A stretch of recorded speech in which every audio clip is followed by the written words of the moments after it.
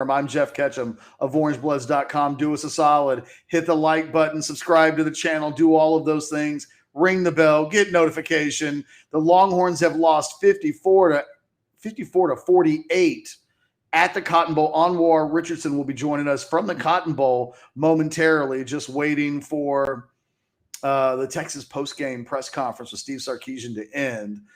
Sorry for the technical difficulties in the very beginning of this. Hey, the Texas offense shut down in the second half to such a degree that who could have ever guessed that suddenly our internet connections would do the exact same thing. Wow, what a moment in the history of this rivalry. I'm still trying to wrap my head around what it means for the Texas football program. I think let's start with the positive. And I don't mean the stats that we were talking about earlier. I'm going to feel a little bit like a circus spinster here. Like, forgive me if this sounds a little moral victory-ish. If there's a good thing that comes out of this game, I think it's the type of thing that recruits won't punish Texas for. So on the recruiting side of things, I think they'll have seen enough in this game that I think recruits will respond to this. And I think that you can go to an Arch Manning. It's not as good as a win. It's not what I think showing up next week ranked in the top 20 with a primetime matchup for Arch Manning to take in person. It's not as good as that, but this will be the game from the weekend that everybody will be talking about. And I think recruits will like what they've seen. I think Steve Sarkisian will be able to point to guys. They'll be able to point to DJ Campbell and say, we're a couple of really good offensive linemen away from being able to win that game and be the best team in the Big 12. Do you want to be a part of it? Can you be a part of it? I think he can point to a guy like Evan Stewart and say, this offense needs players like you. It can't just be Xavier Worthy alone. I think that works. So I think from a recruiting standpoint, it's not as good as a win, but this game will be effective, I think, in recruiting, especially if Texas A&M doesn't turn the Alabama game this weekend into a moment. As long as Alabama handles business, A&M doesn't get too much out of that, I think you'll be able to use this in a positive way. That being said,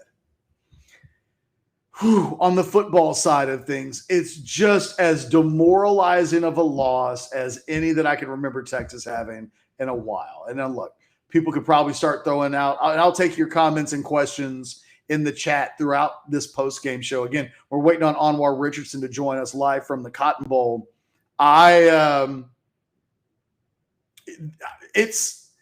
You can start throwing, it's like, I guess, the Cal game where they missed the extra point, 45-44, and it feels like you've seen defeat stolen from the jaws of victory. Texas has had moments before where they've stolen defeat from the jaws of victory, but this was against Oklahoma. For the first 15 minutes of this game, the Texas Longhorns as a football program under Steve Sarkisian were everything that Texas fans have dreamed about this program being for a decade now. And after that 15 minutes ended, for the next 45 minutes, it was almost a borderline nightmare when you consider that Oklahoma outscores Texas 45-20 over the course of the final three quarters of this game. An absolute disaster for the Texas defense, a disaster for Pete Kwiatkowski.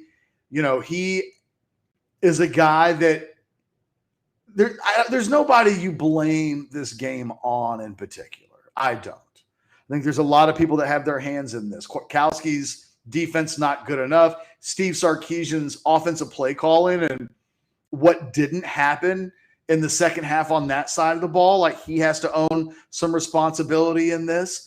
Xavier Worthy's a guy that goes for 261 yards receiving. He has a fumble that creates a touchdown for Oklahoma and leads to some of the issues. Everybody had a hand in this. Bijan Robinson doesn't get off in the second half. They could have gotten more out of him. The offensive line was dreadful. Defensively, it's really hard to point to anybody in the second half, and as well as DeMarvion Overshown played in the first half. in the second half, nobody on the defensive side of the ball really could get it going in a substantial way that could impact the game. They hung on, and it felt like Texas was allowing Caleb Williams to settle down. And once he settled down, he got going. Marvin Mims makes a couple of just monumentally big plays. That touchdown that he makes that ties the game. I mean, what are you going to do? What are you going to say? That was among the best plays I've ever seen in the history of this program. Where Texas goes from here, again, we'll talk about it with Anwar Richardson when he joins the show here in a matter of, less than 10 minutes or so. It's the postgame show, the Orangebloods postgame show, provided to you by the Loewy law firm. Texas now finds themselves in a position moving forward where their wiggle room is slight. That's the thing is, this isn't the end of the season, but it is a game that eliminates your margin of error significantly. When Texas plays Oklahoma State next weekend, they've got to win that game, or suddenly the season has gotten away from Texas. It makes the Oklahoma State game an absolute must-win game. And I don't know, it shakes to the very core what we think about this Texas team going on to the rest of the season. On one hand, you've got a Texas offense that really was sensational for parts of this game. Casey Thompson, 5 touchdown passes. Xavier Worthy, the game that he has. You get this sense that for the remaining part of this schedule, the offense, Texas is going to have enough points week in and week out to win games. They scored 48 today. That should be enough. When you go and you look at the final offensive stats, you pull up the team numbers here because, Texas finishes with 388 yards passing, 128 yards rushing. The truth of the matter is they didn't run the ball well enough today. It's crazy when you think about it. Austin Wood, former Texas pitching great, chimes in, inexcusable loss. That can't happen. 100% agree with you, Austin, on that. It's a number of things happened in this game, and a lot of them were things that you're worried about. The Texas offensive line completely overwhelmed in the second half. Couldn't get anything going in the run game. Couldn't protect Casey Thompson well enough. Oklahoma was feasting on those matchups to the point where just Texas, again, this was a game for much of the second half where Texas is just clinging on to a game that it felt like at one point they were going to run away with. And, I think one of the things that Sarkisian will probably, someone asks here in the chat if Sark is on the hot seat. No, God, no. Sark's not on the hot seat. But, this is a team that's 4-2 now. It is a team that's going to go back to being unranked. It's a team that, in order to make the Big 12 championship game now, it has to play at a level of that, quite frankly, 7 of the last 8 quarters haven't been good enough. For as good as Texas was in the first quarter today, they were not good for the second quarter. They were not good in the third quarter. They really were not good in the fourth quarter. I've seen, Serenity says Coach Sark began to call Tom Herman type of plays. It's weird because you saw some of the Turtle Tom stuff pop up on Twitter in that second half. I don't think there's any doubt that Sarkisian, A, they couldn't get it going, but B, they didn't know what to go to. There were moments where Steve Sarkisian came out in the third quarter and Casey Thompson's throwing the football. They're trying to move the football that way, and then it switches. Then they try to establish the run, but no matter what they tried to do in the running game over the course of that third and fourth quarter, it was not there. Bijan Robinson is a guy that can make 8 people miss on a single play, but he can't make guys miss if he's being tackled before he can really do anything. The elimination of Bijan from the game plan meant that Keelan Robinson never got in the game. I would not have thought that this game would have ended and that Keelan Robinson wouldn't have a single touch on the offensive side of the ball in the entire game. That's so stunning when you think about it. I'm sitting here thinking that Keelan Robinson was a guy that in this game you wanted to be able to get the ball more to, get him involved in the second half. Never quite came to fruition. In fact, completely omitted from the game plan. I mean, no other running back for Texas carried a ball in this game. Bijan Robinson had 20 attempts. Casey Thompson had 5. Jordan Whittington has 1. Xavier Worthy has 1. No carries for Roschon Johnson. No carries for Keelan Robinson.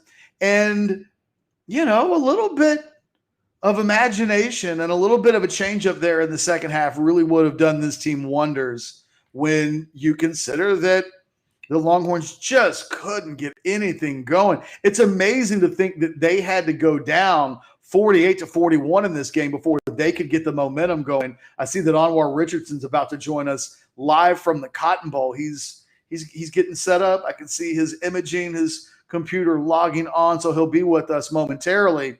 It's just hard to fathom that today happened. And there's the neutral side of me wants to celebrate. That was an amazing college football game. Absolutely amazing. If you're a neutral watching that at home and you just got finished watching 54-48 with Oklahoma winning on what was essentially a walk-off touchdown, all you can do is say that's why I watch college football. But if you're a Texas fan, and you just got finished watching that game, and it's funny because early in the game I said this game feels like it's on drugs, and I thought, well, but the good drugs, right? Like some ecstasy, and you're at the club and you're having a good time. So I hear, and like you're just gonna have a good time, and you're gonna hug people all night long, and it's never gonna be a problem. That was the first quarter. And then it felt like an overdose in a bad way. Like that second half, I imagine that's heroin. Although people take heroin and, they have to like it more than that. I don't know. It was depressing from the Texas point of view. And Anwar Richardson, again, going to join us here shortly. Michael, let me know whenever, I guess I'll know whenever Anwar chimes in, but I know he's, looks like he's set up. He just gave us a thumbs up, so bring him in whenever you get a chance. Here he is, Anwar Richardson, joining us live from the Cotton Bowl following Oklahoma's 54-48 win over, or 55-48 win. I'm thinking of Serenity's pregame prediction. Anwar, that happened. All right, hold on. I had to put that thing down here a little bit so you guys would see me. I'm going to put on the light. We have much to discuss, Ketch. We do. We have much to discuss. It is a game with about 5,000 little headlines inside of it, the least of which is a Texas Blue, a 28-7 first quarter lead. And they now are in a position where they got to pick Humpty Dumpty's got to get put back together real quickly, because this is suddenly a 4-2 Texas team that, Anwar, if they want to play in the Big 12 championship game, their margin of error becomes incredibly slight coming out of this game. Oklahoma State becomes a must-win next weekend, and I think Steve Sarkisian will have one of the bigger coaching challenges he's had in his career thus far, to lose this game and to need to pick this team up. This team had a bunch of tests today, and they passed some of them, they failed some of them. But, as I try to think about the long-term future, what happens next, they got to pick themselves back up again, or this season will get away from them. Yeah, Ketch. So let me start from an overall thought perspective, and then, before we get into specifics. My biggest thought right now, Ketch, is this is the kind of game that Steve Sarkisian was hired to win. And this is the second time this season that this team kind of failed to meet expectations to end up losing. The Arkansas game happened, and that was an ass kicking. That Steve Sarkisian was hired to make sure you start winning those non-conference games. The OU thing, this is the type of thing that you thought to yourself, okay, this is the game that Tom Herman would let somebody back in, because we saw it last year, and it was so similar in so many ways. Catch the benching of Spencer Rattler, and having to go with, I think last year was Tanner Mordecai. This year they put in Caleb Williams. Again, this is another game that you were hired to win this, and to be better than your predecessor, and your team failed so miserably in so many areas, whether it was offense, defense, special teams. They really didn't have answers. I mean, now look, there are stats that we can show, and we can go through everything, right, to show, well, they still had this many passing yards, or they just still had that many touchdowns, and they still had that many points, and all those type of things. But stats are just stats, Those are will become meaningless numbers at the end of the day when you look and see that. I mean, Catch, I saw you want a stat? I'm going to tell you a stat, Catch. And this is not a good one, by the way. So I'm going to preface it. But here's a stat by ESPN Stats and Info. It came out probably when you were starting to do the show, and I retweeted it. And this is the crazy portion of it. It goes, oh shit, I tweeted too many things. So I got you 1 second, Catch. This would be way, way better. In any case, it was a Stats and Info thing. And here we go. It said prior to today, FBS teams with a 21-point lead this season were 208-2 in such games. Oh God. So in basically they're saying you get 21 points in the FBS game, you should win. It's 208-2. It now becomes 208-3. Like, these are the things you don't want to. When the stats start coming out and you're on the wrong side of history, Catch, that becomes a problem. So, it's back to the drawing board. We'll get into, the rest of the season and what can happen. And, and everyone will always point to, well, this happened in such and such year, right? It's like every 6th-round quarterback who's ever drafted, like, well, Tom Brady was a 6th-round pick. And these things become more to the anomalies than anything else. So, Catch, we'll see how this team goes and responds. But I will say this, and I'll let you jump back in. I'm just talking because I know you've been talking for a lot. So I'm just, giving you a little bit of a break here.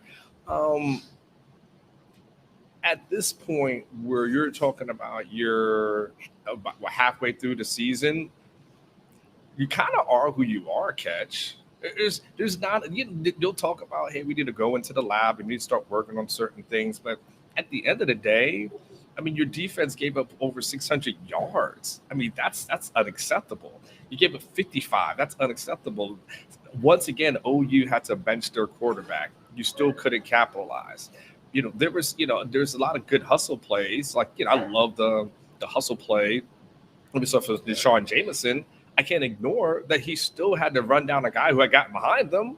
So yeah, I give you credit for the rebound, but I still got to knock you points for what happened. So it was, for me, Catch, it was a bad loss. It was a disappointing loss. If I'm a Texas fan, I'm pissed.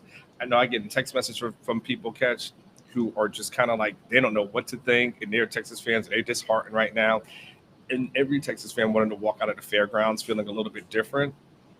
Now you got to go back to that, well, if you run the table, you beat such and such and such and such conversation. And I just think it was a blown opportunity. Yeah, it's hard not to look, I think, first and foremost at the defensive side of the ball, because we're talking about one of the all-time big cluster, what moments in the history of collapse. I mean, you can't look at what the Texas defense did today and not think of it as anything other than an abomination. You allow 339 yards rushing, 8.3 yards per carry on 41 carries. You let the backup quarterback come off the bench and throw for 211 yards, 2 touchdowns, and save what was turning into a disaster. I mean, this thing went from one extreme to the other. And when you say what Texas is, at this point, you are who you are. The thing, Anwar, I think that's most concerning is this defense against good teams we know can be had in ways that can neutralize how good your offense is. And you don't give up 646 yards or whatever worth of offense, 661. Good God. You don't give up 661 yards of offense. You can round up. And think that that's the last time this season Correct. that the defense loses you a game. Correct. And, I think that's the most disheartening thing for Texas is there was a moment today where it looked like new Texas, different Texas. And when this game ends, it feels like same old Tom Herman Texas. And if that's the case, Texas hasn't lost its last game of the season. It'll remain to be seen if 9-3 or 8-4 is good enough to get you into the Big 12 championship game. It feels like you let Oklahoma off the hook. Again. You had a chance to put Oklahoma into a position where going into this week, they don't know who they are. Who's your quarterback? Who deserves to be your quarterback? What happens with Spencer Rattler? Is this the season where your streak comes to an end? Now it feels like Texas allowed Oklahoma to find themselves, and the Oklahoma team that played the last 3 quarters of this game, that's the team that we've expected to see all season long, and they awaken down 21 points to Texas. Someone asked a really good question, David Mark. He said, would Tom Herman essentially would Tom Herman be 4-2 at this point? The answer is yes. Yeah, and that's exactly what they would be. Yeah, and so that's a problem, right? And that's something that we'll have to talk to address. But the defense, I'll go back to specifically what you said. The defense is bad. Okay, that pass rush was non-existent. That was That's way too much time. Here's the thing. So it's certain things played out. We did shows beforehand. And when I tell you, and I put it on our YouTube channel, I said Spencer Rattler makes mistakes. He's prone to make mistakes, and you've got to capitalize on the mistakes. And Texas was capitalizing on those mistakes, and he did make mistakes, enough mistakes that once again he gets benched in this game and probably ends up losing some money from the NFL. How much money did he end up losing today, Catch? A lot? Millions? went down the drain. But I feel like once again it's Todd Orlando, Chris Sash, Vance Bedford, Charlie Strong, Pete Kwiatkowski. No one seems to have the answer. This what's concerning. You said, and this is exactly.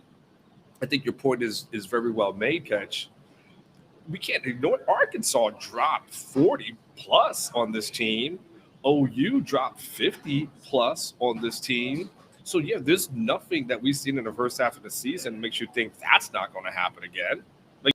Yeah, it's going to happen. Somebody will be good enough. It might be a Baylor that happens against. I don't know if K-State's got enough firepower to do that, but you can see the holes. The lack of a pass rush is criminal, Catch. It's so non-existent. They got beat on both sides of the line. We'll get to the offensive side at some point, but there's no pressure. The tackling wasn't there at the end of the day. The big plays that gave up in the secondary. I know OU. Some of those catches were incredible. And perfectly placed ball and spectacular. But OU executed. And I can't ignore that. I can't ignore that. I would love to do a running clock on how much time Caleb Williams had to throw. Especially, it was ridiculous. It was criminal. So, Kwiatkowski, there's always a coach on the staff, Catch, in our history that becomes the person that everybody starts to turn against, right? It was Herb Hand for, a period of time, and that was the guy that everyone kind of pointed to. We've had, the Vance Bedfords of the world. We had there was the receivers coach at one point. I think now Kwiatkowski becomes the person. They're good, tough to spell it, so it's hard to always get them on the board. People have to Google that, but today was unacceptable. Like, if today was unacceptable by Kwiatkowski in this defense, unacceptable. Well, and I don't know if it's because the quarter, they played well enough on that side of the ball that they get Rattler pulled from the game. So Rattler starts out 9 of 16. He throws the interception, which, had a lot to do with miscommunication between him and his tight end, but a real easy play for BJ. He just has to catch the ball. But, God, it's hard to point to the defensive side of the ball and say that outside of DeMarvion Overshown in the very beginning of that game, there's not anything else on the defensive side of the ball to feel good. They just got gashed in the run game. It feels like teams have identified that run to their left, to the right of the Texas defense, that Luke Brockermeyer is a guy that if you get enough speed going, it's not an accident that Kennedy Brooks scores that the walk-off touchdown, targeting, I think, that side of the field, something that Arkansas did. Yes. So the defense just, it may just be what it is, and we may be talking about a Texas team that plays in a lot of high-scoring games the rest of the way, because when they play against a good team, they're going to give up points. And today they gave up a lot of points. They couldn't get off the field when they needed to. It's hard to get – there's two sides of what happened to Texas on the offensive side of the field. I mean, they scored 48 points. Casey Thompson has – even with a second half that obviously wasn't very good, over the course of 4 quarters, Casey Thompson had the best quarterback performance passing the ball that any Texas quarterback has ever had in this rivalry. I'm not so sure that Xavier Worthy didn't have the best receiving game that I've ever seen, outside of maybe Jordan Shipley against Alabama in the national championship game over a decade ago. I mean, that was special. 261 and 9. But there was a while there in the second half where they weren't getting the ball to Xavier Worthy. They weren't getting anything going in the passing game. They really only needed a little bit of success in the second half, and to only score 10 points and only score 3 points before Oklahoma was able to come all the way back and take the lead. As easy as it will be able to say, no, this is completely on the defense and that the offense should get a free pass because of the number of points that it scored, it's a 4-quarter game. And for most of the last 2 quarters, the Texas offense really had a hard time chewing bubblegum and walking at the same time. I mean, Ketch, it is, for me, it starts up front with this team. And, that team that we saw in the first quarter just kind of faded after, a little bit after that. And definitely wasn't showing up at halftime. So the offense, there's 2 things, right? The offense struggled, and then so we'll do an acknowledgement of that. I'm going to get into Casey as well, but I've got to start with the offensive line. Catch 6 sacks, 7 QB hurries. I mean, that's disastrous. I mean, that's atrocious. It's just bad, and it goes back to, Catch, we've been talking about this all off season long. You and I have hammered on this all off season long in March, and it's from at least the spring.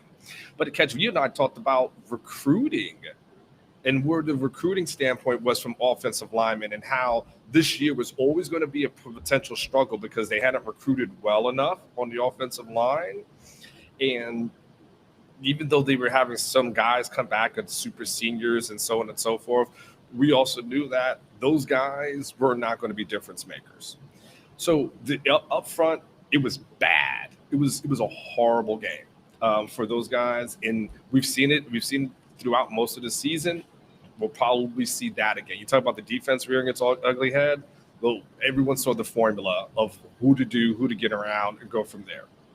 So I'll say that.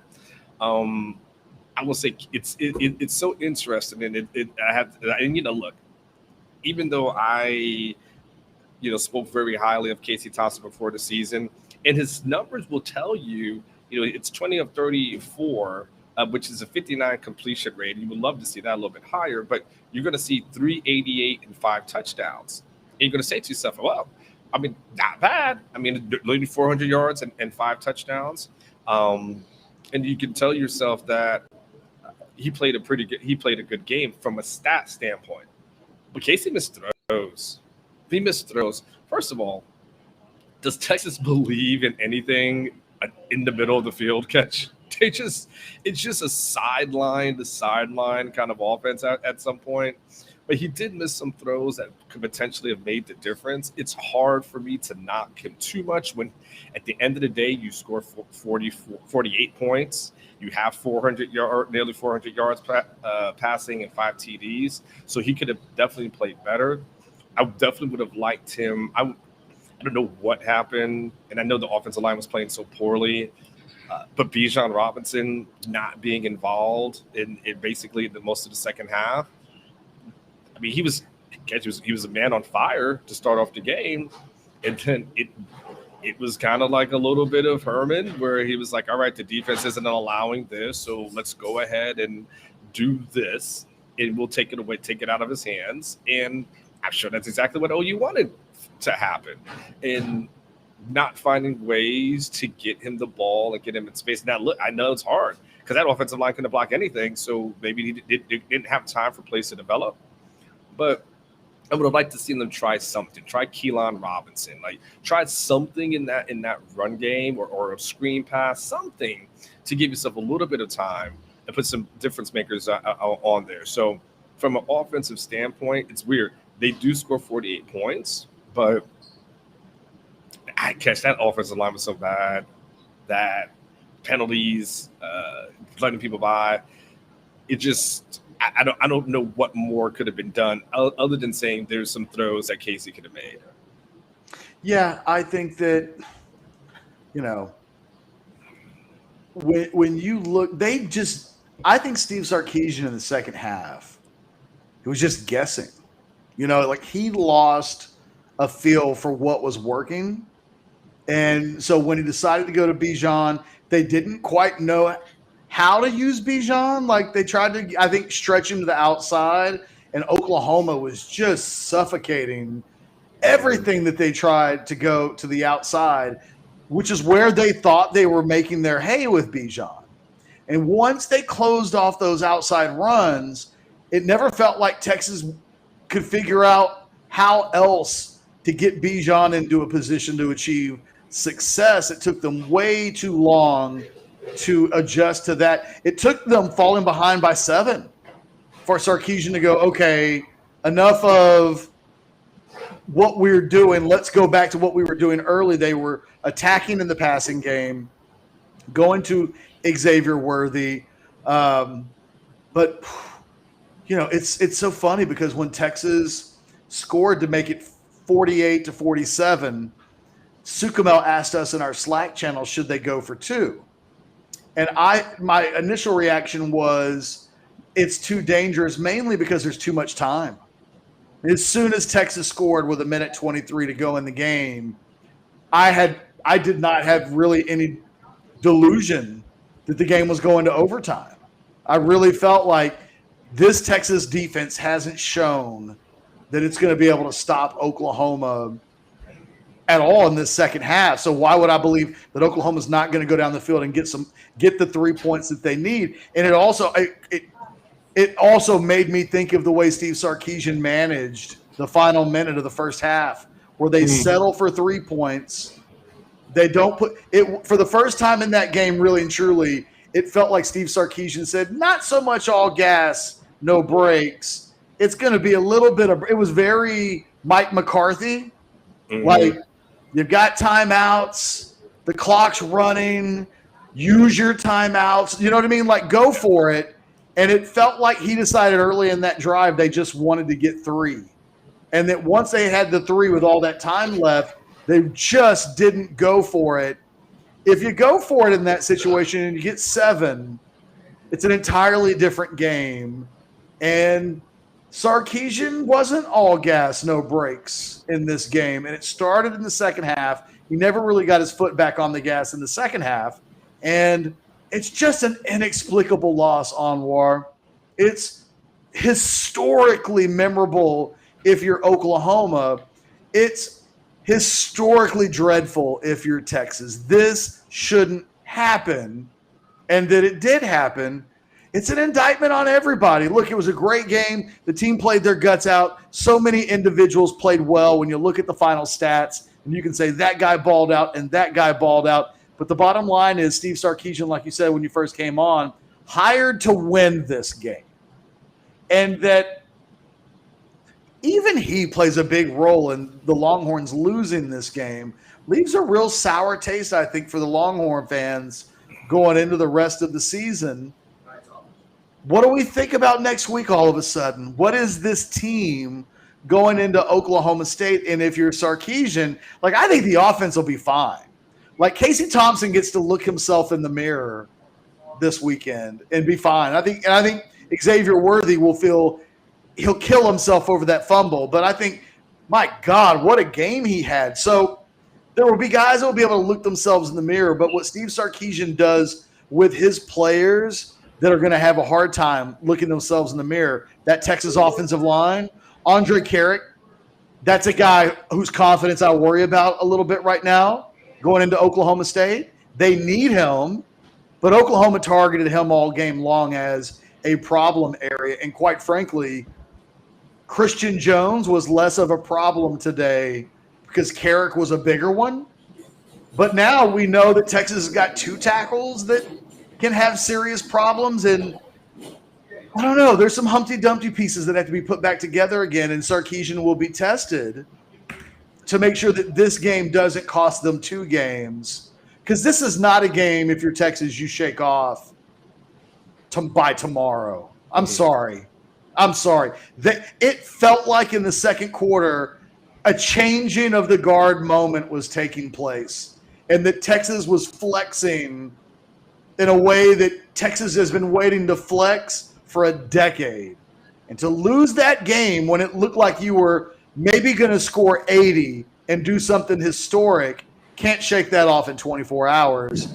Can you shake it off in 48, 72, 96? And that's Sarkisian's job this week because they cannot afford to lose to Oklahoma State. They win today, and you get a get-out-of-jail card for the rest of the Big 12 season because of the tiebreaker advantage you have over Oklahoma.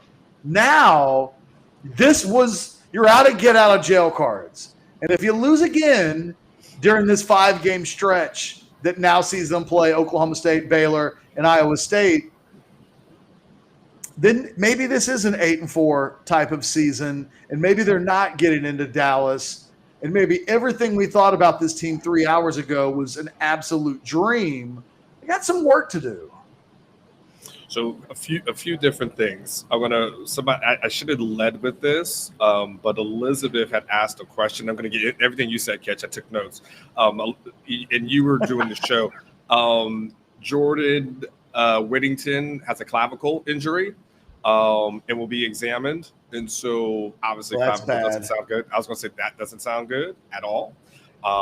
So we'll see what that looks like going forward, but that's a bad sign. I would say. That sounds C in the bowl game. Yeah. If you're lucky, that's how. And so you hate it for that guy. He's one of our guys as well. OB athlete. You talked about how do you shake this thing off. I tell you what, you see a game's not being forgotten. It's interesting. When Sarkisian had made this comment on Thursday that everyone loved. He said, I love it when you guys bring up the Arkansas game. It just fuels us, so thank you. And he's being a little bit sarcastic. And I'm commenting one of the reporters, if you don't like them bringing up Arkansas, lose to Oklahoma and see what happens. Yeah. When he said that, Anwar, I was like, that happened less than a month ago. It was a few weeks ago. So you can't act like, you're welcome, Elizabeth. So you can't act like that didn't happen. And look, we ultimately, what the Texas coaches are judged by this game. It looked hell, if they were undefeated heading into this game, Catch, and lost, you could still hang your hat, right? And say, all right, but like to your point, going forward, the margin of error is very similar because even if Oklahoma loses one, you'd lose the tiebreaker against them. And we don't expect them to, if they find ways to win. And this is everything that I said about Oklahoma as kind of like that teetering on the brink of like, hey, this looks like a multiple loss team. This, to catch to your point, this looks like a team that found itself in the second half and will be able to build on that. They've got a good problem at quarterback, but I think Caleb Williams is the truth, and I think they need to stay with that guy and not F around. And as far as what you're talking about, Oklahoma State, I mean, Gundy is going to be up for this game. And Gundy, wants to do exactly what Lincoln Riley did, which says, I don't give a damn who's coaching at the University of Texas. I will beat that person. I don't care if it's Mac. I don't care if it's Charlie. I don't care if it's Herman. I'll own that. And that's what, Lincoln Riley has done over the past two coaches and said, I don't give a damn who's that coach. I'm still better than them, and I'm still going to outcoach them. And so, the Oklahoma State, which I'm assuming now will be an 11 o'clock game.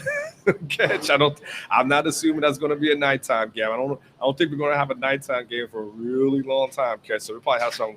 It's going to be the 11 a.m. season. It really is. Arkansas might be the end of it, unless they somehow catch lightning in a bottle. I don't want to. We'll talk a lot about Oklahoma State and how much that game is going to mean, but they can't lose another game. Not if they want to get to the Big 12 championship. But lose one more, you make Texas Bowl reservations. That's where you're at. You make your Texas Bowl reservations. Maybe all goes well. Maybe you can make an Alamo Bowl reservation. I don't know, but it probably ain't going out of state. And there's. It'll be interesting, Catch. It's easy to have cliches, right? It's easy to have all gas, no brakes, right? It's easy to have those things before the season, and it's easy to have it when you're winning.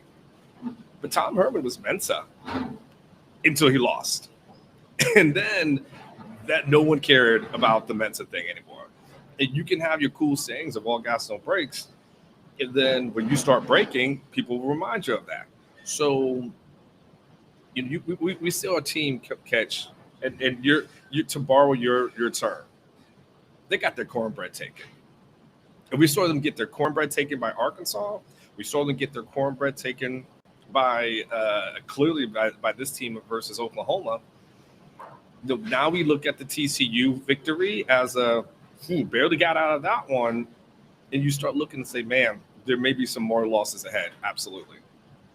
It's just – in a lot of ways, it's the same areas with this team that we've been talking about all year long. It's on the defensive side of the ball, who are your playmakers? On the offensive side of the ball, can you trust this offensive line? We talked about with the offensive line, God forbid they have an injury. What does it do to the depth? How does that change things today? As crazy as it sounds, the loss of Denzel Okafor was felt a little bit today because Texas was weak at both tackle spots today. You have to change multiple things to fix that position. Today, you could see an Andre Carrick that looked like a guy. Okay, now I know why he was a backup. You know what I mean? Like today, that game kind of revealed itself. These just aren't areas that are going to get better for the rest of the season. There's no magic potion that's going to make Texas on defense better in the ways that they're deficient. And, Casey Thompson is going to be the quarterback of this team until one of these offensive linemen gets him killed. And there was a moment today where it looked like this game was going to be taken out of Casey Thompson's hands. And, even when he comes back in the first half and the second half, he's taking hits. He's taking big hits. And eventually, we saw it with Sam Hellinger almost every single year. can't protect the quarterback, if your quarterback's taking unnecessary hits, that is eventually going to become a problem. And, Texas has got to figure out a way with that offensive line immediately, because Oklahoma State is the next, they just played the biggest game of the schedule, but next week might really be the second biggest game on their schedule. Oklahoma State's going to be coming to town borderline top 10, and it's a huge game for Oklahoma State. Oklahoma State wins that game, and they can tell themselves, we've got one foot into the Big 12 championship game because we've got tiebreaker advantages over Texas. And if we're not going to make the Big 12 championship game, we have to lose 3 times. Because if we lose twice and Texas loses twice, well, we're good. So it's monumental, and yet, it's hard for me to think showing up again next week that we haven't spent the entire week talking about how does Texas offensive line keep Casey Thompson upright and this offense moving in a productive way, and defensively stop somebody. Let me ask you this, Catch. I'm kind of curious. Do you think Sarkisian got outcoached today? Yes.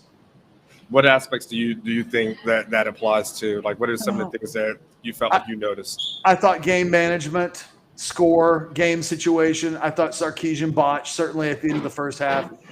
And again, I think that, when we talk about end-game adjustments, got to give Lincoln Riley an amazing amount of – think about how long Steve Sarkisian hung in with Hudson Card and let that turn into an absolute loss before they made the switch.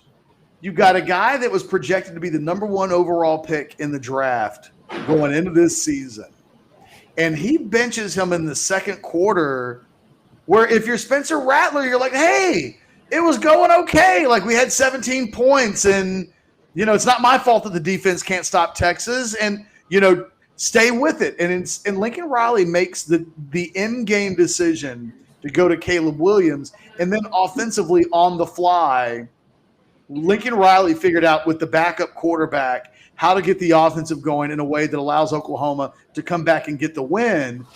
That same in-game adjusting Texas needed Sarkisian to make.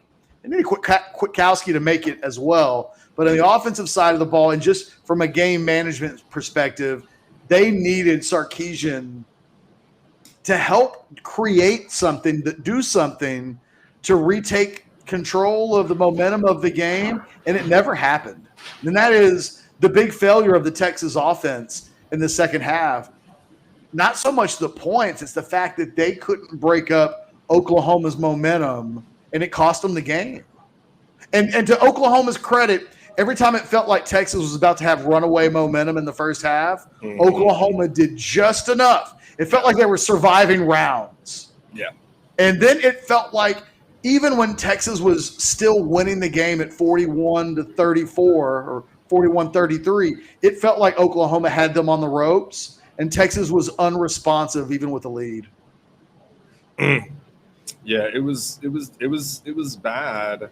I'm just seeing another stats. Today was the first time in the program history that Texas has lost after leading by at least 21 points.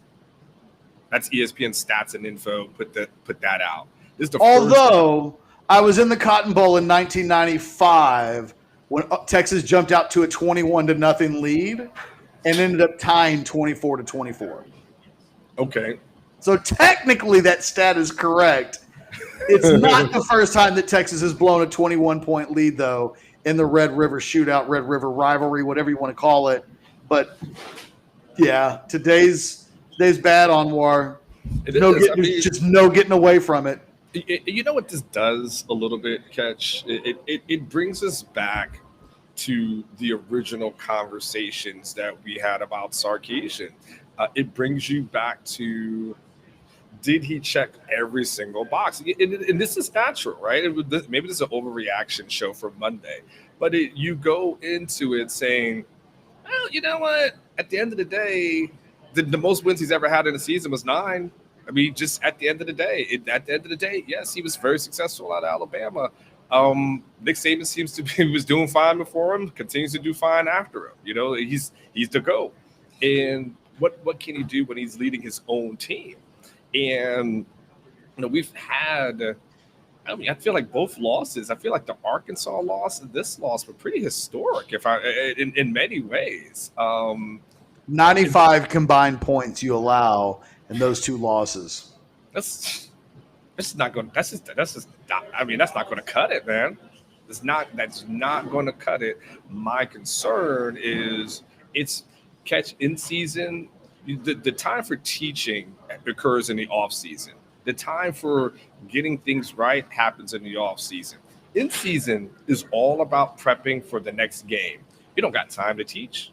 You don't got time to try to get things, got down. You're not going to make this team improve dramatically on defense in a week or two. Just not going to happen. For the most part, it is what it is. You improve in the off season. It's weird as much after Tech, I started thinking, okay, I think I've seen it. And you know what? The first half, I felt like, okay, this here we go. They'll come back and be hot in the second half and be okay. It was, it's bad. It makes you question, a few things. And, people have asked us how this may affect recruiting, but this was definitely, I know, Hardy's saying the loss definitely sucks, but we'll be fine. Hardy, I will just tell you, I'm not going to sit here and tell you that's gospel truth. Well, fine's not good enough. Yeah. I mean, yeah, Texas will be fine. That's not the bar. That's not what Texas was aiming for at 28-7. Now, look, Anwar, I will say this. Let me give you the moral victory of all moral victories, okay? Okay. I think it helps in recruiting. I think Arch Manning, look, if Texas wins this game, I was ready to go put a future cast in for Texas for Arch Manning. Mm-hmm. I'm not there, but I don't think today hurts recruiting. I think that, they're mostly neutrals, and they'll look at this game and go, that was badass. Mm-hmm. And Sarkisian will be able to point to any number of these guys and say, the difference in this game is you. If you come here, you help us get over the top, and we're just close enough, and we need a big time guys. That message works in your first year. And Sark is still in his first year, and I think this is a net win for them in recruiting. Doesn't send them into the stratosphere, which was what we talked about in the pregame, but I think this hurts this season a lot more than it hurts recruiting. But God, man, that's what they're playing for. Like, I know everybody wants to talk about recruiting, but those are years down the road. Texas had a chance this year to change its lot in life, and that they walk away from this game with a loss. And the season's okay, but you have to understand what the consequences are for a loss like this. And the consequences are, don't fuck around anymore this season and lose another game, or you probably don't control your destiny in the Big 12 in terms of getting back to Dallas. And if they don't get to Dallas, this season was not a success, period. It's a failure. I have learned that. And, I used to previously, I used to be like, well, there's still some good things. And every fan was like, no, Anwar, it's either this or that. Because, doing the NFL for so many years, like, you're like, all right, well, you didn't make the playoffs, but you finished 8-8 and so on and so forth. And, like, it's okay. Like, it'll be okay. But here, that's not the standard. The standard's not, to your point, it's not fine. And he wasn't hired for Texas to be probably holding the same record that they would have had with the previous coach. That's and even if you think Tom Herman would be 3-3 at this point, you're splitting hairs. Texas will be unranked this weekend. After this weekend, Texas goes back into the land of the unranked. And the larger point that we're making is that you can argue about 4-2 and 3-3 if you want to. Texas is in the territory of irrelevancy. And, look, we talked about it in the pregame show, the amazingly fine margins that will decide whether or not Texas is next week competing in one of the games of the weekend and they're in prime time and it matters and suddenly Texas is taking off versus, God, this feels familiar. Mm-hmm. And look, this does feel familiar. Yeah. Texas loses to Oklahoma. Oklahoma controls its destiny. Texas looking for moral victories. Mm-hmm. Texas wondering when the moment occurs. Yeah, Texas is fine. But again, fine's not the bar. And if you want us to do a post-game show where the objective is fine, it'll sound a lot different.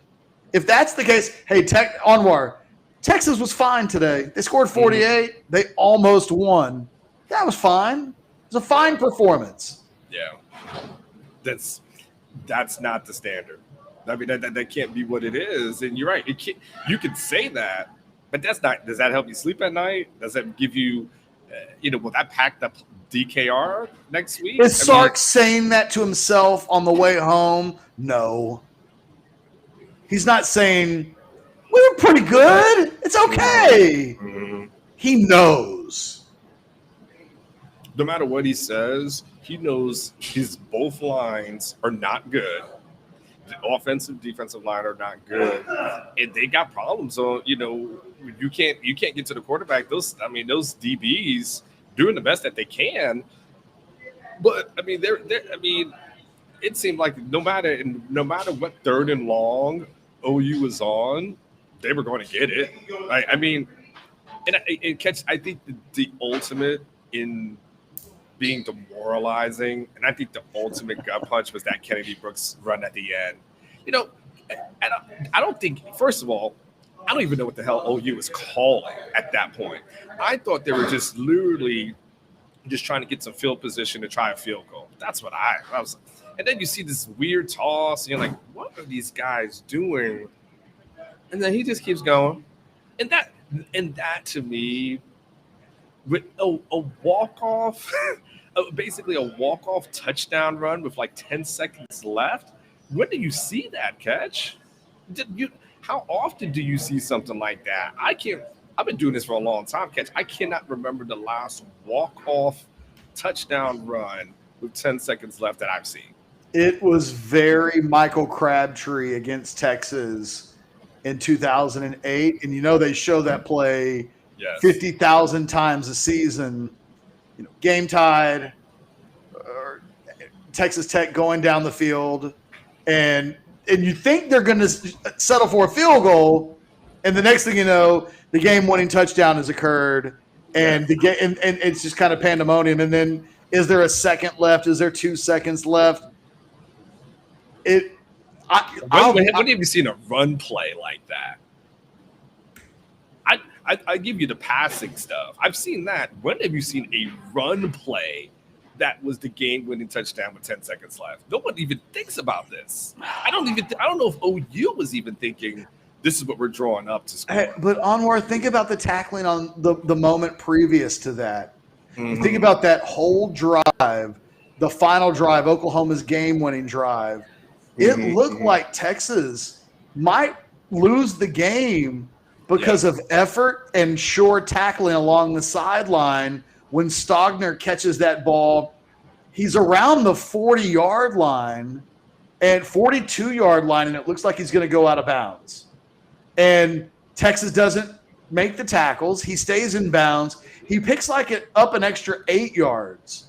And at that point, Oklahoma's in that 50-yard field goal territory, and it was like, did they just lose the game? Because two guys didn't make effort plays to make tackles? And the answer to that is no, because 2 plays later, there'd be even bigger issues with effort and getting guys to the ground. And it's amazing how much they really caved in by the end of the game. There was no chance. If that game goes to overtime, Oklahoma's going to score touchdowns against that Texas defense until the Texas offense doesn't match what they're doing. We had reached the point where Texas getting Oklahoma off the field without touchdowns, that was over. And that last drive, it couldn't have been any more crystal clear. Michael, can you do me a favor? Can you go through the recent comments? There's something that Marlon posted. Marlon Tull, I believe, is your last name. I'm not trying to be disrespectful. It's T-U-L-L. I found it.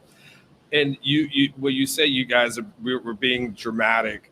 I just kind of want to address that for real quick. Two different offenses that clearly wasn't a game plan for it. They won't have the trump card in December. Marlon, you've got to worry about your team getting there in December. We at this point, we got a good feeling that OU will definitely be there, and we feel like this would be something different. But you've still got to have the ability to make adjustments in game. I mean, yes, okay, they made an adjustment, and Lincoln Riley decided from an adjustment standpoint, he did what essentially Steve Sarkisian wouldn't do. When Steve Sarkisian saw Hudson Card struggling against Arkansas, he waited till the game was over in order to put in Casey Thompson. We've seen 2 straight years where Lincoln Riley's not afraid to make an in-game adjustment early in the game, early, to say, you know what? Anwar, that move wins Oklahoma the game. They do not win that game. Correct. If he leaves Spencer Rattler in the game. To make the hard call when he did, I mean, nothing but props. Because at the time, I didn't think it mattered. When the game's over with, it's like, wow, that was everything. They didn't waste a single possession. And in the end, because when Williams comes in on that first drive, they don't score a touchdown, Oklahoma. They get a field goal, but they got points. And I kept thinking that Lincoln Riley was bringing a knife fight to a gunfight in that first half. Kept settling for field goals. Texas keeps on holding that 18-point lead and is going up by 3 scores. But in the end, I give Riley credit. He was putting money in the bank, a $3 deposit there, a $3 deposit there. And by the end of the month, he had what he needed to pay the rent. And it looked like he never lost his focus and the pulse of the game in a way that I think in the second half Sark did. And look, I'm not beating Sark up. His team scored 48. They narrowly lose to the number 5 or number 4 team in the country, but they lose in a fashion that should have never happened. And when you look back as to why it happened, defense couldn't stop anybody. The offensive line couldn't block anybody. And Steve Sarkisian, the head coach, couldn't quite think of an adjustment or come up with a plan that would alter what was taking place on the field. Translation, 55-48. And that's how these things happen. And, Sarkisian will get chances in the second half of the season to make good on what happened. I'm convinced that the offense is going to be perfectly fine. But, Anwar, if 6 games into the season you kind of are what you are, Texas is just a pretty good football team. And it's pretty good for reasons that I don't know can be changed before this season is over. Yeah, and someone said in there in the chats that you guys are didn't think Texas would make the Big 12 championship, and now you guys are beating up Sarkisian. The goal is to be in the Big 12 championship, even if we didn't necessarily. We saw problems and issues and challenges that could potentially prevent it. That doesn't change what the goal is. That doesn't change that the goal here is to win championships. That every coach who takes this job, understands that. And, when you fall short of the goal, to your point, we don't say, well, it was a good effort. Oh, things are fine. Oh, things will be okay. It'll be, you still got to point it out. I don't know 6 games in, If you did a mid-season report card, and maybe we do something like that. But if you did grades, there's a good column for you, Coach. I won't even take that. If you want to start on that today and do mid-season grades, I mean, there would be certain ones. What is this team's mid-season grade? Is it a C? I mean, a C plus, B minus. I mean, maybe it's a C plus, B minus. Like, let's argue until we're blue in the face which one it is. Feels like it's in that territory right now. Yeah, because then we got to say, okay, I won't knock the win too much against Louisiana, but the struggles against good teams are clearly there. So I'm probably somewhere to C-ish kind of thing, maybe C plus, but there's a lot of glaring holes though. Curtis says B plus. See, I just can't say B plus, Curtis. This is going to be an unranked team, and tomorrow they're going to be unranked, and there's no getting around the fact that so far this season they've lost the two toughest, most important games they've got on the schedule. Now, look, they did beat TCU. Is that how we're defining mid-season? Like, hey, but we beat TCU shouldn't be the rallying cry at the halfway point of the season. And look, it's not that they lost 55-48. It's how they lost in a 55-48 game. And it's not the end of the world. There's still so many positive things about this team that you can talk about. Casey Thompson, again, he deserves to walk out of the Cotton Bowl today a winner. 388 yards passing, 5 touchdowns, a 203 game rating. He plays through an injured hand. It's the best statistical performance in the history of the rivalry. Xavier Worthy, 261 yards and 2 touchdowns. And I promise you, there's no dude that leaves the field for Texas today with more respect from Oklahoma fans than Xavier Worthy. Yeah. They know who that dude is. Mm-hmm. I mean, even more than Bijan. They're like, Xavier Worthy can ball. Because you know what?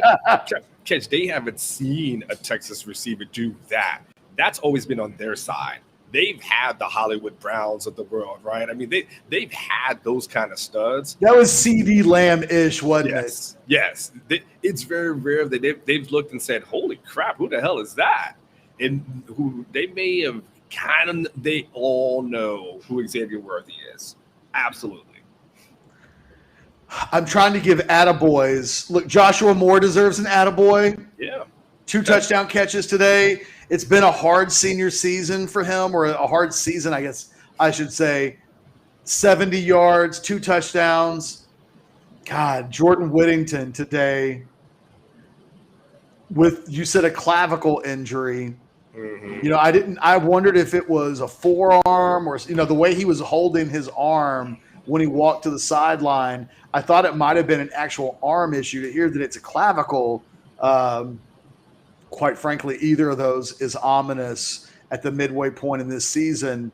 That is no insignificant loss to lose Jordan Whittington for however long they're going to lose Jordan Whittington. It puts even more pressure on Xavier Worthy. And I think we think Xavier Worthy will be man up for it. But it means that Joshua Moore, really starting next week, Joshua Moore is going to have to start being a real regular part of this offense, contributing, because only 3 receivers in that game at the wide receiver position caught touchdowns. Now, Marcus Washington almost caught a touchdown, but in the end, this is a game where you exit it, and only at the receiver position going on to next week against Oklahoma State did Xavier Worthy or Joshua Moore catch passes. Cade Brewer and Jared Wiley kind of got the tight end position, slightly more involved in the passing game, but God, the loss of Whittington is no small matter. And I'm really surprised, Anwar, 1 pass to the running back position in the entire game. Yeah. And no Keelan Robinson, not a single touch in the entire game.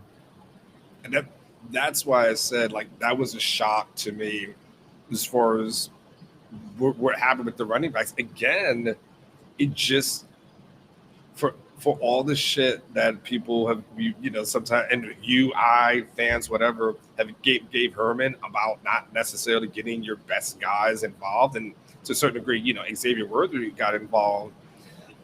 Bijan is one of your better guys. Your run game is pretty strong. Didn't necessarily give those guys involved. Once you get past the guys that you mentioned, Catch, I don't know who else gets an attaboy. I mean, outside of, Demarion did well in the first half, but,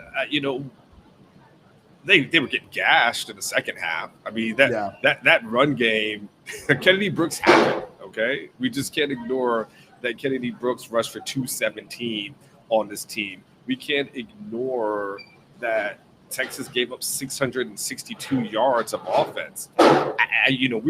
We are searching for positives if we're talking about a team that gives up nearly 700 yards of offense, and say, so where are some of the positives from the defense? Like, let's just not play that game. Let's just say, all right, it was not a good game. Let's not try to BS it. Let's not pee on your leg and tell you it's raining. Just say it wasn't good, and let's just go ahead and see what else happens. There was. We'll see. Catch what we'll see this week. Sarkisian talked about, hey, he wants to see how his team reacts, rebounds, and they have a chance and opportunity going forward. Same thing applies to him. This will be his chance and opportunity to see how he does, how he rallies the troops. It becomes tough, and you and I have done this long enough to know that Texas locker room, when those players can become really touch and go when things aren't going their way. And we've seen guys start to, go their separate ways, start doing their own things. So it'll be interesting to see if he can kind of rally the troops and try to find something, that's there. But you just got to be careful. He's got to be careful. All guys go brace will get used against you. Next time he talks about they had their best week of practice, all season long, and this is the intent and the focus was there. People are going to start saying, yeah, you said that right before OU, and guess what happened? So there's, if you're looking for a positive, Catch, your positive would be you dropped 48 points against, one of the top teams in the nation. You had an opportunity to win it, and you probably won't face another team this good from here on out. Like, every other team is a winnable a game. And so if you're looking for positives, you probably shouldn't have a game like this again. Yeah, but the problem is Oklahoma's offense came into this game mediocre. This Oklahoma scoring 55 on the surface. Okay, well, it's Oklahoma, but my God, you know what? They almost let Kennedy Brooks rush for more yards in this game than he did in the first 5 weeks combined. Yeah. You let the backup quarterback come in and make a name for himself. You let Marvin Mims posterize you in the second half with that catch for the touchdown. That was Lynn Swan-esque. It was so beautiful. The way he was able to get behind. I'm good, thank you. No, thank you. I appreciate it. Are you asking what? Yeah, I don't know about it. I'm kind of doing a show right now, so I'm not quite sure what you're asking. About ice? I don't know where it is. Okay. Did someone think you were the valet of the press box? I don't know. I'll finish up the show. Marvin Mims did definitely get behind them at times, and that was. I mean, those were killers, too. At that point, Catch. That was just, in the defense, the secondary got exposed, the defensive line got exposed. I mean, it was just, to your point, yeah, you're right. You could try to take some moral victories, but it's a moral victory. Yeah, look, man, the bottom line, and look, Anwar, I'm comfortable with going into parting shots at this point. Mm-hmm. There's only so much we can say about a game where you historically blow a monster lead. You lose late in the game on what was essentially a walk-off run. Nothing's going to change the fact that Texas exits this game 4-2. This will be my parting shot. Texas exits the game 4-2 and the season's not over. But if this season's going to be a memorable one for the right reasons, today has to be the beginning. Even in a loss, it has to be the beginning of something substantial, because this is a Texas team that has lost its 2 toughest games of the season, was sloppy in its 3rd toughest game of the season against TCU in Fort Worth. They've just got to get better. And for all of the good things that this team has going forward, and look, a whole bunch of them on the offensive side of the ball, this team feels exiting today's game like they're going to be in a lot of fourth quarter games where the team that has the ball last might be the team that wins. That's a hard way to go through the season when a championship or a championship game is the goal. Mm-hmm. Starting next week, Texas got to play a lot better, because no excuses. They've got to find a way to beat Oklahoma State. Or we're talking about a 4-3 team through 7 games. And then make no mistake about it, Texas didn't hire Steve Sarkisian to go 4-3. So really, they got to go on a run, or they're going to put themselves into a real tricky position where, like you said, they're playing for a bowl game inside the state of Texas. That's just not what this season looked like it could have been 4 hours ago, 5 hours ago. And, the thing that Texas doesn't want to do is put themselves into a position on where next summer recruits and everybody is talking about they're waiting to see it from Texas, that they realize things are going pretty good, but like they want to see that moment occur. Today had a chance to be the moment that everybody was waiting to see unfold. Instead, they relived some of the worst moments from this rivalry all rolled up into one. And look, I realize a lot of Texas fans are trying to find the moral victory inside of all of this. A loss is a loss is a loss is a loss. And if you lose to Oklahoma in this fashion, you can't expect that the postgame show talking about the aftermath of a 55-48 loss when you led 28-7. You guys, I don't know what your expectations for positivity could possibly be. The positive thing that I have going for you is Oklahoma State's a very beatable team, and when this team returns to DKR next weekend, it can get its season back on track. This loss doesn't have to define it, but boy, they got a lot of work, Anwar. They got a lot of work to do before we get to a point where we won't look back at this game and say that it partially defined the season. Yeah, I absolutely agree to your point, Ketch. It does start next week, for them as far as trying to get the rebuild is concerned. My good friend Marlon in the comments earlier just said, Texas hit six deep balls. We're good.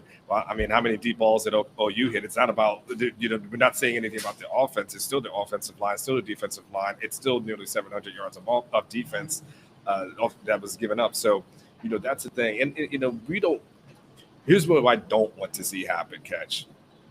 And me, I'm not – I don't love cliches. There's certain things that someone says it, what my instant reaction is. Two things I don't want to hear at the end of this, about it 3 weeks from now, 4 weeks from now. I don't want to hear that Sarkisian needs to bring in his own guys, and that because I hate the kicking of the can down the road. And I tell you what, the next time a coach tells me they just want to get seniors to a bowl game, I just walk out the press conference. I mean, I don't know if I have your permission, but you do. I will allow you to take that unofficial stand. I don't want to hear another. That's all I've heard. For the most part is, we just got to get seniors to a bowl. Just got to get senior, because that's what's going to get Xavier Worthy pumped up, right?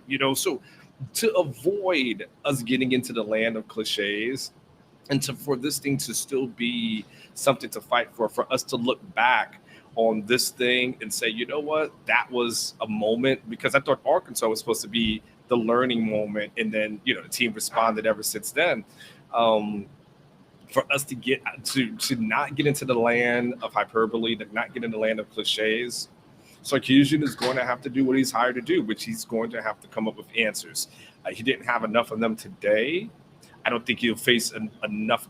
I don't think he'll face a team as talented as this one is. It won't mean he won't face good teams or good coaches, because Gundy is still a good coach. Baylor is not that bad, but you can't ignore 662 yards of offense scored on your D. If you're just saying, and with this offensive line, it's funny, Catch, because you asked me before the game how many points did I think it would take to win. I told you I thought it would at least be 40-ish or so. Yep. So I didn't think defense was going to matter. Well, here we are, and he's got to make sure that he's had two bad ones. You can't have a third loss, and it just ain't good. The Longhorns will get back on that horse next week at DKR. We presume it'll be announced, I guess, tomorrow, but the expectations will be 11 a.m. kickoff at DKR, barring something unforeseen. Texas against Oklahoma State. It's a must-win game, guys. If today was a must-win, next week really elevates itself into that position, or this season becomes a real question mark as to what this team is playing for. The goal is still in front of them.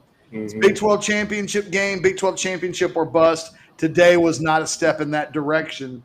They'll see if they can take a step next week. They'll need to, or I don't know what the hell Anwar and us will be talking about if Texas doesn't win next week. But for myself and Anwar Richardson, and of course Adam Loewy of the Loewy Law Firm, who brings you this post-game show each and every week. And this week he brought you the pregame show as well. Nothing but love to our man Adam Loewy, who is a huge supporter of Orangebloods.com. But for myself, safe travels, Anwar, on the way back from Dallas to Austin. Thank you. We'll talk to you next week, guys. You guys be good to each other. Later.